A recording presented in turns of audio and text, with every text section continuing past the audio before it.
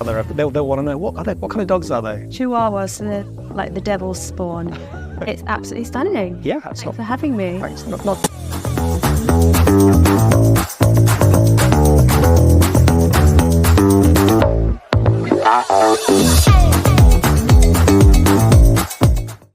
Hi everyone, and welcome again to Dreamers and Achievers. Now in today's show, I'll be talking to a lady called Paula Jacobson, and she is a people and culture consultant and founder of Do the Most. Hi Paula, how are you? I'm good, James. How are you? I'm very well. It's good to see you. Good, you too. Welcome to our lovely office. It's absolutely stunning. Yeah, Thanks for having me. Thanks. Not too shabby. No, you've done a really good job here. Thanks very much. So we're going to talk a little bit about your business and about what you're up to and what you've been up to. But ultimately, I always like to ask at the beginning a little bit about people's origin story. You know, where you're from and how you got to this point right now. So I've been in Dubai for 11 years. Mm-hmm. I'm from the south coast of England, and my home now is in Cornwall, which is a gorgeous place in the UK. Cornwall's gorgeous.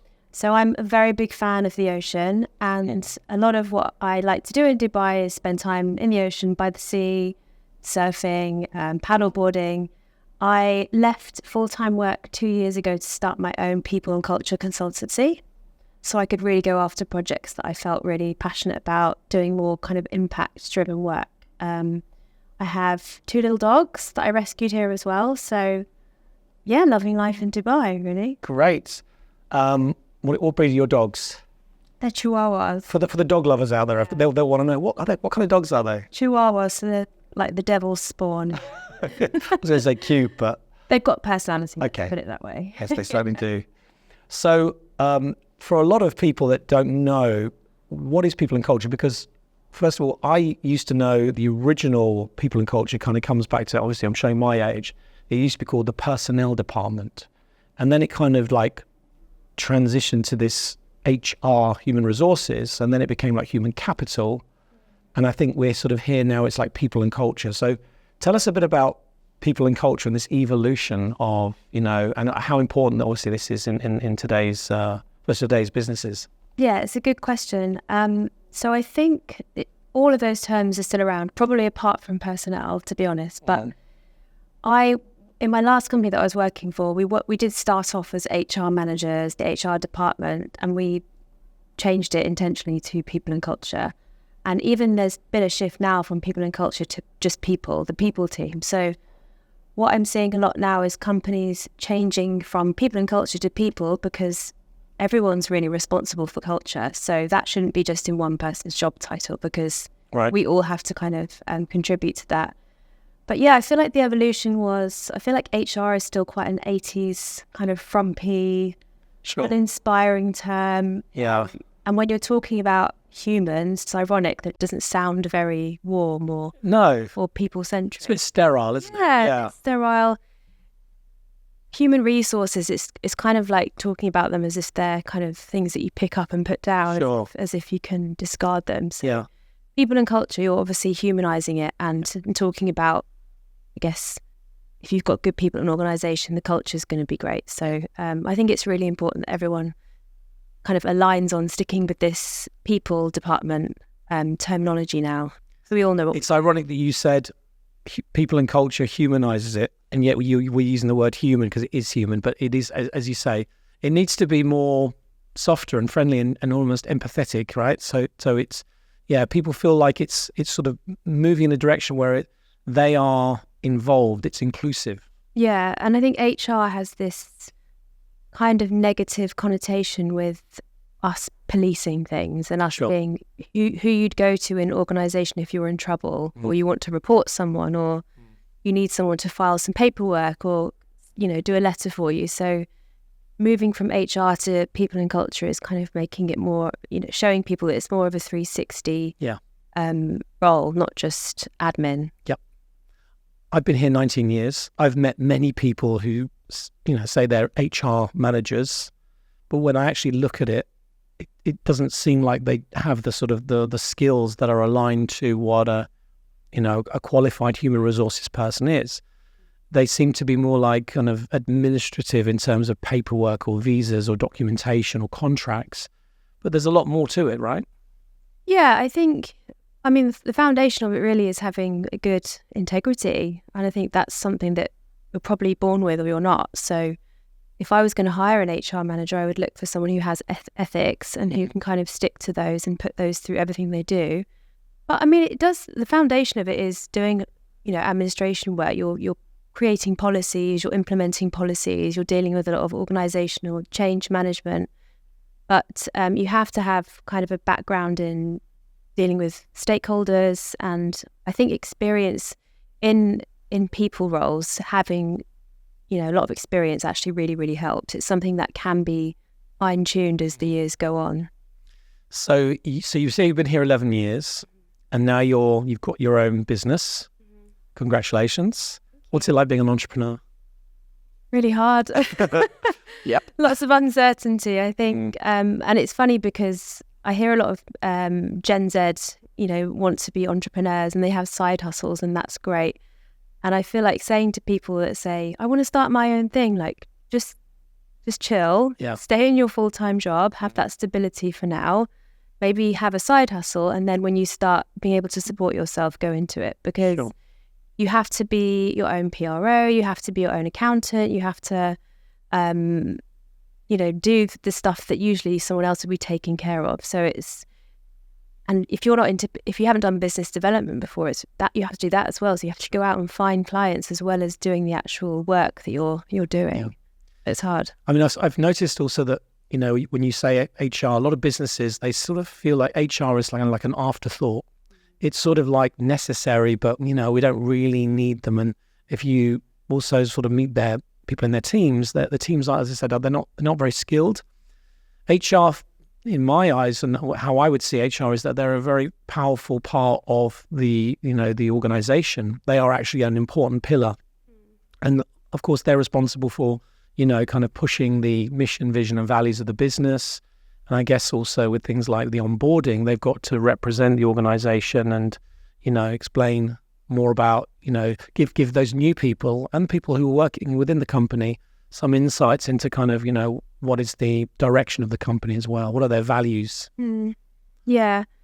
I think a lot of people, they do think of it as an afterthought. It's not always among the first sort of 10 to 15 hires in a new company. It's usually something that people will bring in around the 20 to 30 people mark when they think they need it, which is fair. And I do think there's a value to people learning how to do it themselves before they bring in a people or an HR manager. I think having other people in the team learn how to take care of those things is quite important. But I think one of the things that puts people off investing in an HR person or a people person is they see it as just a cost center. So it's something that's draining the company of money. It's it's never a revenue driver in their eyes, but it's just really, really important. Yeah, a lot of people actually also kind of couple HR with talent acquisition.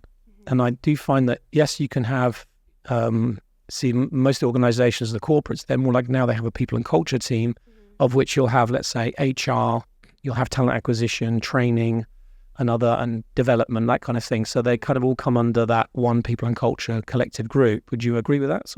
I've seen and tried it different ways. And for me, having it as one ecosystem is the best way. I think it benefits the company, because if you have your eyes on what's happening in the company, you know who we need to hire. So I think it's really important to have all of them in one department. Definitely talent acquisition and people, because that's where things like succession planning come in really handy, is because if you're going out to hire someone, you might already have someone who fits that in the business, but you haven't connected the two departments together, then you might miss that. So I've been in sort of recruitment world for some time, and I remember the first one time, actually, probably about 10 years ago, I was asked to become a human capital director, and I didn't know what that meant. And they said, no, you're recruiting, and we've got this kind of team. Could you sort of oversee them? And I said, yeah, okay. What does a human capital director do? And I had this team of 3 ladies, and they were, I couldn't believe how much work was involved in this department, i.e. HR, because and I just realized, wow, without you guys, you're the glue that holds it all together. And it was the first time I really realized the importance of having a really good functioning, human resources department. And I kind of like, well, guys, kudos to you. They are working so hard. There's so many moving parts. And, and of course they're managing people. Yeah. Every day there's so many issues that they have. People have issues, They're sick. They want a holiday. They need to travel for whatever reason. They're looking to get incremental increases in their salary. So there's always something happening and it's moving all the time. So I feel like instead of it being in an organizational chart sort of to the right somewhere, it should actually be centric to the actual, to the business. Yeah, I think it underpins the business or whichever position you'd want to put it in, but it goes across all departments. It really bugs me when I see an organisation chart and you just have this slim little pillar where people sit. It's as if we're just in our own department, but we're actually looking after everyone in the whole company, including the founder, including, everybody. And I think people ask, what projects are you working on at the moment? What do we really need you for? But we can't tell you what we're working on because most of the time it's sensitive and it's stuff that we're not going to disclose, or, it's not a project you can close because like you said, there's always issues with people and we're there to support them. So it's an always on kind of thing.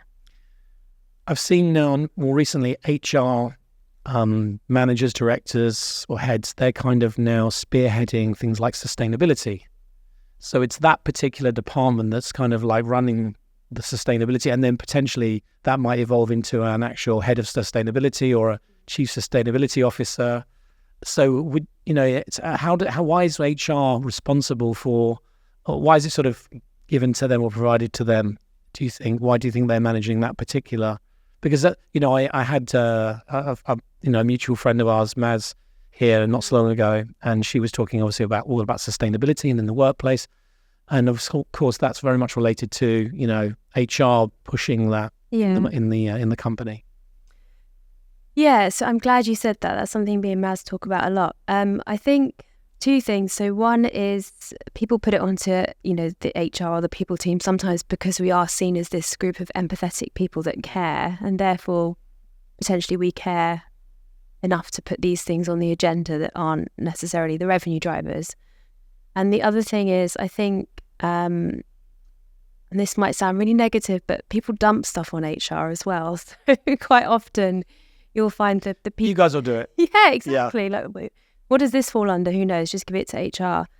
I've designed offices. I've catered events. Like you name it, we end up doing it. Which do insurance policies and compliance certificates. So the people team usually end up getting stuff that people don't really know where to put them. And sustainability, for me, as a lover of sustainability and an advocate for this transition, I'm really happy about that. If I get to touch that kind of stuff, it's what I want. But I would almost rather see it go to the people team than a marketing team. No offense to marketing or marketers or anyone in that space, because most of my friends are in that sort of discipline. But if a company appoints it to a marketing, from the outside it tends to look like they're looking to greenwash or do it to be demonstrative or virtue signaling. So I think it's probably best staying within the people team, if anywhere, or have a department, because it definitely deserves its own dedicated team. Now, one of the things I want to talk about is the candidates. Candidates when they're coming for interviews, candidates when they're trying to get jobs. I speak to a lot and have spoken to so many over the years, and the frustration is sometimes that there are HR teams that are not functioning properly or not giving them the right information or kind of really stretching out the whole recruitment process. I've spoken to candidates who they go for an interview, then they don't hear anything, and they suddenly hear something in a few weeks. They come for the second one and they don't hear anything, and then it's there's a process. But that's like, sometimes it can be 2 to 3 months until they actually get anywhere, only to find out they say, we're recruiting internally now or something. How do HR departments overcome these sort of concerns from candidates? Because also it affects the reputation of the business, right? Definitely. I've heard from both sides, internally how it's frustrating because they can't possibly get back to thousands of people And externally, I've got friends and different people that are still looking for roles today and complaining that someone hasn't got back to them. I think getting tools in place is the best way to help with these things. Even if something as simple as an auto reply to your email that says, we're getting a lot of applicants. If we don't come back to you in the next 2 weeks, please accept our apologies. So using really simple techniques like this is something they can do, which is relatively inexpensive. If you can't put a applicant tracking system into place, then just do stuff like that. But I would say what I find a lot of it comes down to is, especially with sort of SMEs and definitely startups, is that roles seem to change scope quite a lot. So you might start off with someone identifying a vacancy, and then that changes. Maybe every few weeks it changes and it morphs into a new role, and you're constantly having to change what you're looking for as a recruiter or as the people team, and therefore you're kind of keeping lots of different candidates hanging. So I think before you actually go out to hire, you need to be really, really kind of strong with the internal team, the hiring managers, and just say, right, are you sure this is what we're looking for? If you're not sure, let's think about it some more. Have a really defined job description and stick to it, because I think what happens often is that they don't really know what they want, and they rush out to hire somebody, and you might even end up hiring the wrong person. So I think it's internally challenging internal stakeholders to really define exactly what they're looking for, and also managing people's expectations as well. So using the tools, even just telling them, look, we've interviewed today. I'm going to tell you that our time to hire is usually a 2-month process. And then you're kind of putting the ball in their court. They can go away and decide that's not good enough for me, or I'm looking for something a bit quicker. And they're free to go off and look for something else. But I think just kind of over communicating is the key. Yeah. But it is hard, because I've been in a situation before where I've had literally thousands of people applying for one job, and I'm still getting to messages in my LinkedIn inbox today that were sent 5 years ago. What? From incredible candidates. Are you serious? Yeah. Wow. Incredible candidates, but I just didn't see them because there was so many messages, and it's physically impossible to get to them all. Yeah. I think with HR departments in particular, and let's say there's got to be a sense of accountability, but at the same time, they are really just an extension of the direction of, the business. And if they're looking to fill in jobs that are coming up, they've got to do the best they can to find, obviously get the right job specs, get the right bits of information. I've always been a big believer that when it comes to a job spec, there's no such thing as a perfect candidate. It's always going to be about, let's say, you're going to maybe find someone that fits maybe 70 to 80% of the criteria. And so it's interesting. It's like, right, well, your skills and your experiences fit into at least 70% of what we want. What's the other 20, 30%? So the other 20, 30% is probably the interview and how they come across, their attitude, their approach. It's, obviously it's intuitive. They've got to have a look and feel like they really want the job. Have they done the research before they go into that company and get that interview? So I think it's objective, because obviously you don't know until you're on the day how it goes, and also who interviews you. I've been interviewed by people that have no clue what they're doing. Yeah. And it's just like, you get ready, you get prepared, you're going all the way to this interview, you got to find your own, what some people have to find transport to get there. And then they get there and then it might be a case, that person's not available, or no, speak to this person. And then that person just isn't qualified to ask you all the questions that you need. It's just a ticking of a box. It's tough out there. It is. And I think I'm really glad that you said that at the beginning, because I think people do look for the ideal, perfect unicorn person. Sometimes they do exist, but I think, I was laughing because it really reminds me, when anyone says stuff like this, it reminds me of Indian matchmaking. I don't know if you've ever seen that show on Netflix, no. But the matchmaker, so she's obviously trying to match people in romantic relationships, and she always pushes back on her client and says 60%, 70%, that's all I'm going to promise you. And I feel like it's the same... Absolutely. The same kind of service level agreement that we should have with managers. Yeah. I think absolutely. I think, there's no such thing as the perfect candidate, the perfect relationship. Yeah. They should be considered as in the same sort of same way because, also you just don't know what you're getting with people. Now, when you actually, let's say you find a suitable candidate, you bring them in and then, you're onboarding them. What's usually the time frame to kind of know that that person is going to meet the kind of the job and the requirements of that role? Because do you give it 3 months? Do you give it 6 months? Obviously, in this country, they were still working to the 6-month probation period. But when's enough time? Because obviously, you've asked someone maybe to leave their existing company and come and join you, and then hopefully, then they're moving on into a better position, a better role, better money. That's usually the case. So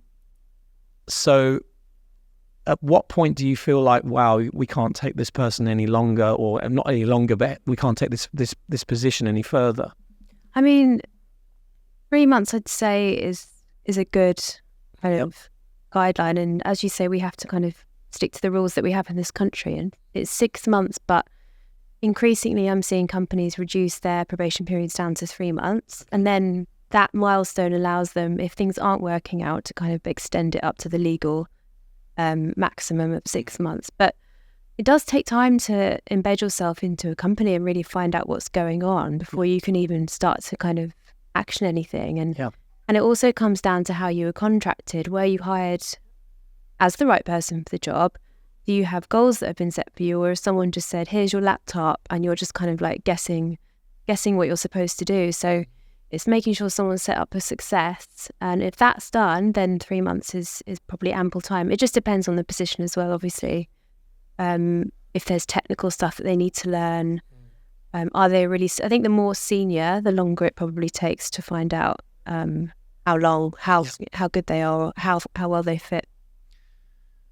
I saw there's potentially new legislation kicking in quite soon in the UK where you can't message people in the evenings, and also you can't message them, or you can't expect them to be available during holiday time.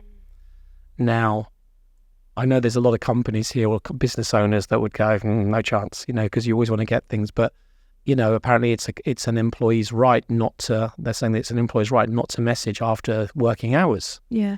Do you mean holidays as in going on holiday? Vacation, but also in your work time. So let's say anything after, say, 6-7 o'clock, if you're messaging an employee, then they've got every right not to answer. I'm not sure how that would ever work in this country.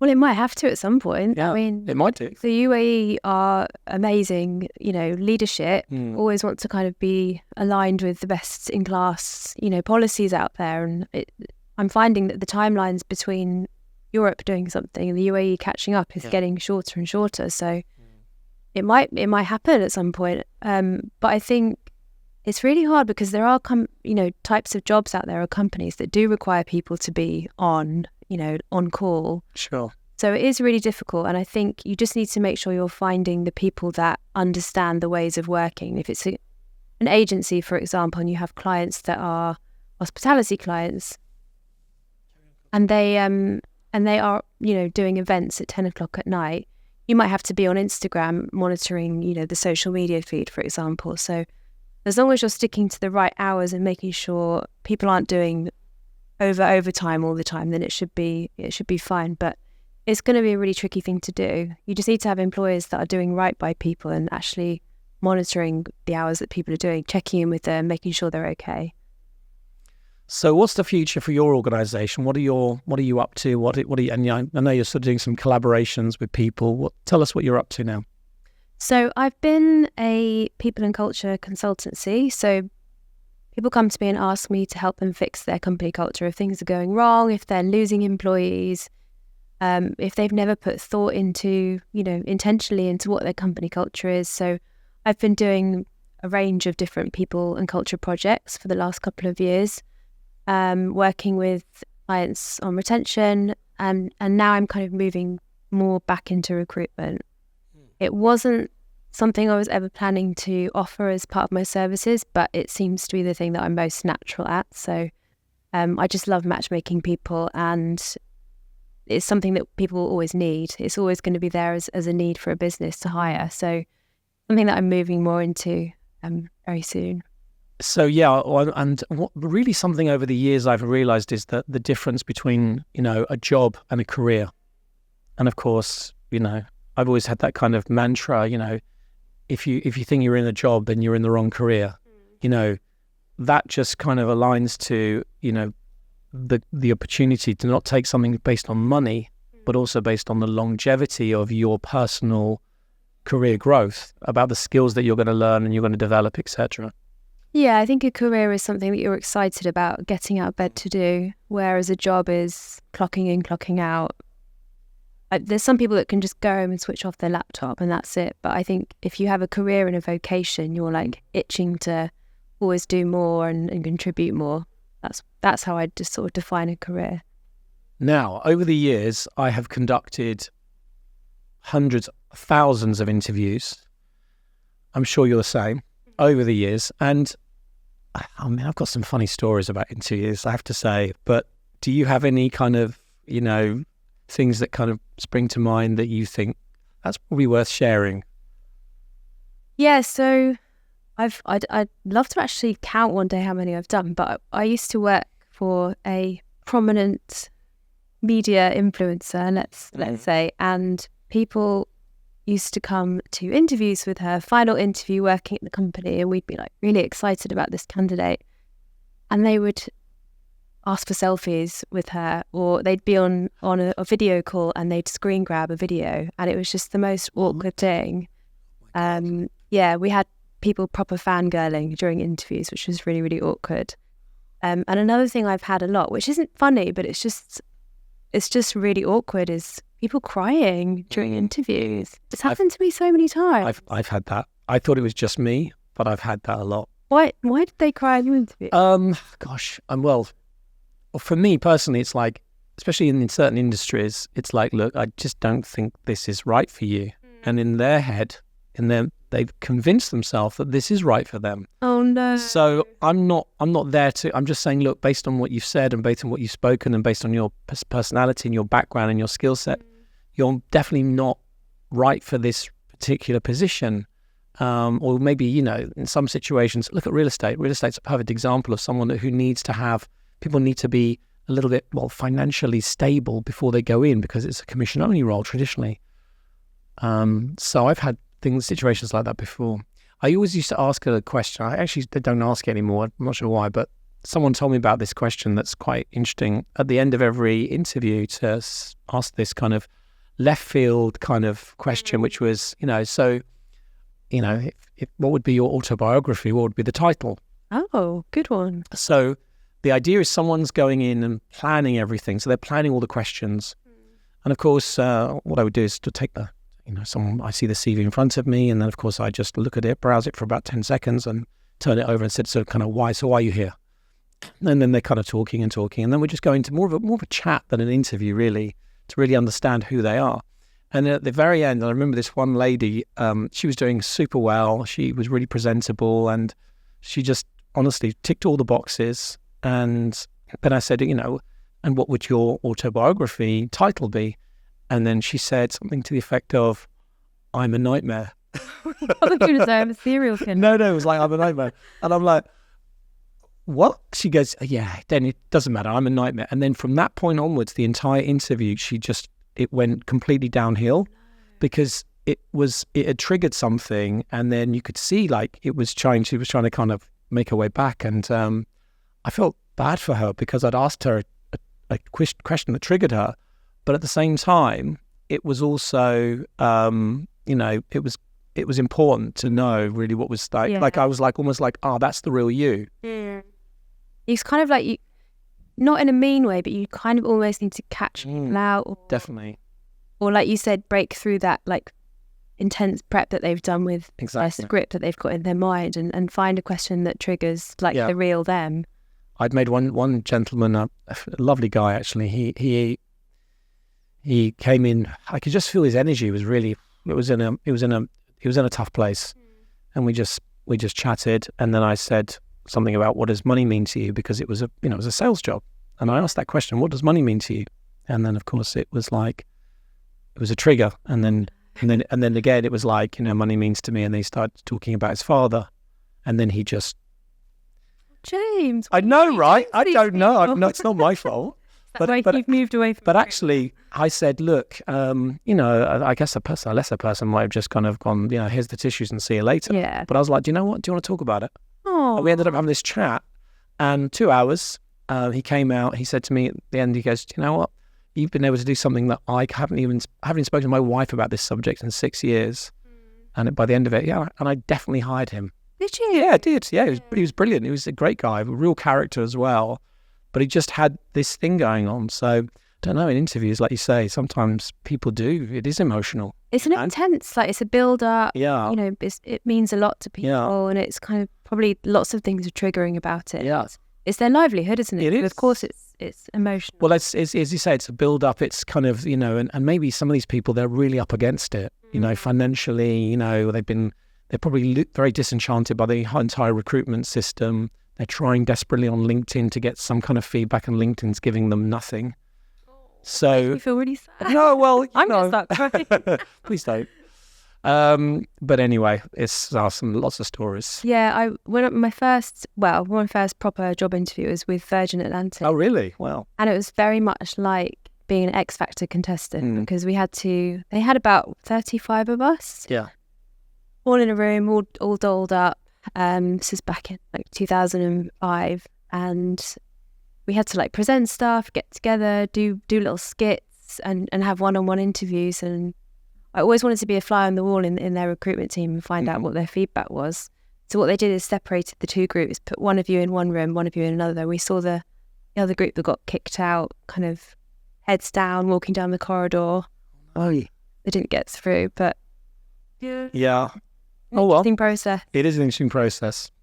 Survival of the fittest. Indeed. But listen, it's a filtering system, and that's what they've got to do. So fascinating how they do it. Paula, it's been a pleasure.